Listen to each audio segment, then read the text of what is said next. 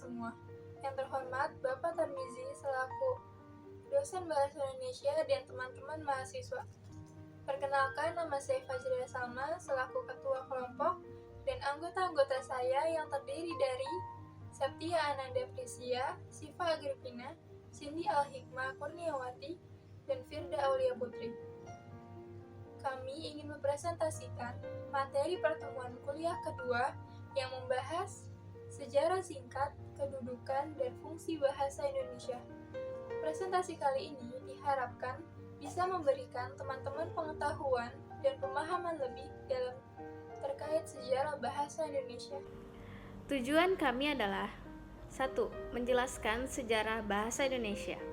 Yang kedua, menjelaskan kedudukan dan fungsi bahasa Indonesia. Indonesia adalah negara yang memiliki beraneka ragam suku, budaya, dan bahasa. Bahasa Indonesia adalah alat komunikasi umum yang paling penting dalam mempersatukan seluruh rakyat bangsa Indonesia. Di era modern ini, bahasa Indonesia telah berkembang secara luas, bukan hanya di Indonesia, tetapi juga di luar Indonesia. Bahasa Indonesia masuk dalam kelompok mata kuliah di setiap perguruan tinggi. Sejarah bahasa Indonesia. Apa itu bahasa? Bahasa merupakan salah satu unsur yang paling penting yang mempengaruhi kehidupan maupun kebudayaan manusia.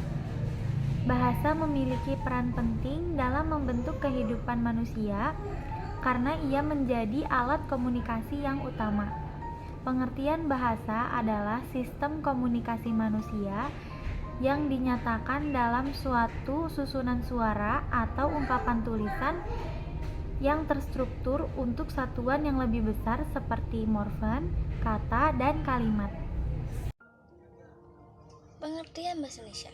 Bahasa Indonesia adalah bahasa Melayu yang dijadikan sebagai bahasa resmi bangsa Indonesia dan bahasa persatuan bangsa Indonesia.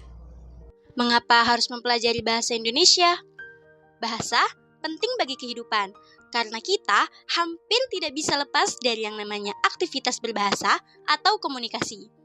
Dengan bahasa, kita dapat mengungkapkan gagasan atau pendapat dan menciptakan interaksi antar sesama dalam kehidupan bermasyarakat.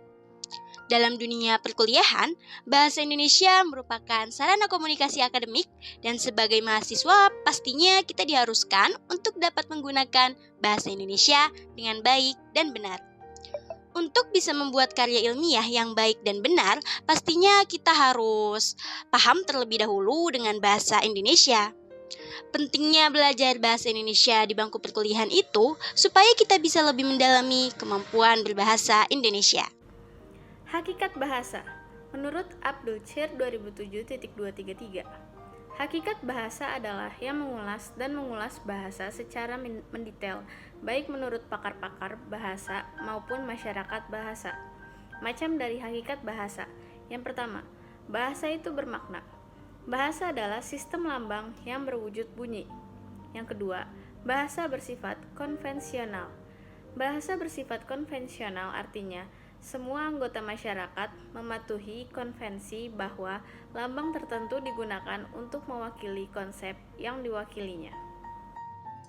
Bahasa bersifat arbiter. Istilah arbiter adalah tidak adanya hubungan wajib antara lambang bahasa atau yang terwujud bunyi itu dengan konsep atau pengertian yang terkandung dalam lambang tersebut.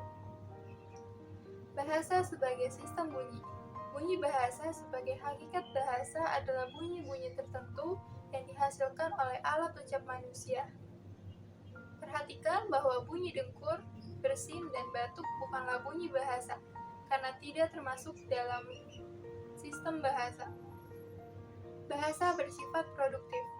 Bahasa dikatakan produktif maksudnya adalah bahwa meskipun unsur-unsur bahasa itu terbatas, dengan unsur-unsur yang jumlahnya terbatas itu dapat dibuat satuan-satuan yang jumlahnya tidak terbatas, meski secara relatif sesuai dengan sistem yang berlaku dalam bahasa itu. C. Sifat bahasa. 1.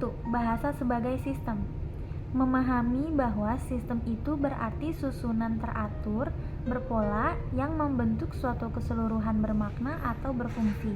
Begitu pula dengan bahasa yang memiliki sistem di dalamnya. Komponen-komponen tersebut berupa subjek, predikat, objek, dan keterangan. 2. Bahasa bersifat arbitrer. Bahasa bersifat arbitrer artinya mana suka, sehingga dapat disimpulkan bahwa hubungan antara lambang bunyi dengan yang dilambangkan itu tidak wajib, dapat berubah sewaktu-waktu, dan tidak dapat dijelaskan mengapa lambang bunyi tersebut dapat mengonsepi makna tertentu.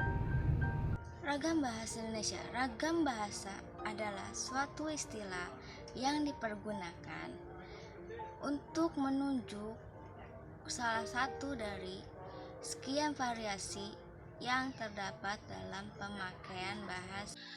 Kedudukan bahasa Indonesia dan fungsi bahasa Indonesia. Bahasa Indonesia kedudukannya berada di atas bahasa-bahasa daerah. Selain itu, di dalam Undang-Undang Dasar 1945 tercantum pasal khusus, bab 15, pasal 36, mengenai kedudukan bahasa Indonesia yang menyatakan bahwa bahasa negara ialah bahasa Indonesia. Dengan kata lain, ada dua macam kedudukan bahasa Indonesia.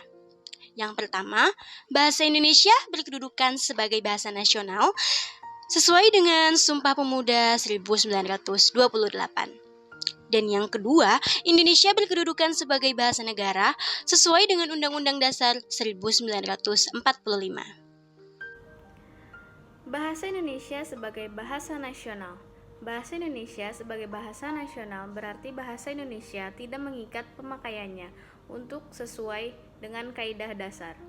Bahasa Indonesia digunakan secara non-resmi, santai, dan bebas. Yang terpenting dalam pergaulan dan perhubungan antar warga adalah makna yang disampaikan. Bahasa Indonesia sebagai bahasa negara. Dalam hasil perumusan seminar politik bahasa nasional yang diselenggarakan di Jakarta pada tanggal 25 sampai dengan 28 Februari 1975, dikemukakan bahwa di dalam kedudukannya sebagai bahasa negara, A. Fungsi bahasa Indonesia sebagai bahasa resmi kenegaraan dan bahasa pengantar resmi lembaga-lembaga pendidikan. Bahasa resmi kenegaraan. Bukti bahwa bahasa Indonesia sebagai bahasa resmi kenegaraan adalah digunakannya bahasa Indonesia dalam Naskah Proklamasi Kemerdekaan Republik Indonesia 1945. Mulai saat itu, bahasa Indonesia digunakan dalam segala upacara, peristiwa, serta kegiatan kenegaraan. Bahasa pengantar resmi lembaga-lembaga pendidikan. Bahasa Indonesia dipakai sebagai bahasa pengantar di lembaga-lembaga pendidikan mulai dari taman kanak-kanak sampai dengan perguruan tinggi. Kesimpulannya, 1. Fungsi bahasa dapat dibagi menjadi dua bagian, yaitu fungsi bahasa secara umum dan secara khusus. 2. Kedudukan bahasa Indonesia dimulai sebelum kolonial masuk ke bumi Nusantara. Dengan bukti prasasti-prasasti yang ada, sampai tercetusnya inspirasi pemuda-pemudaan Indonesia pada tanggal 28 Oktober 1928. Ketiga, kedudukan bahasa Indonesia berada di atas bahasa-bahasa daerah. Baiklah, sekian presentasi dari kelompok kami. Apabila ada kata-kata yang kurang nyaman, mohon dimaafkan. Karena yang nyaman itu saat berada di pelukan. Ayo ting-ting beli good time. Thank you for everything and I'll see you next time. Wassalamualaikum warahmatullahi wabarakatuh. Demikian presentasi dari kelompok kami. Apa di sini ada yang bertanya? Jika di sini ada yang bertanya, silakan komen di kolom YouTube Pak Tarmizi.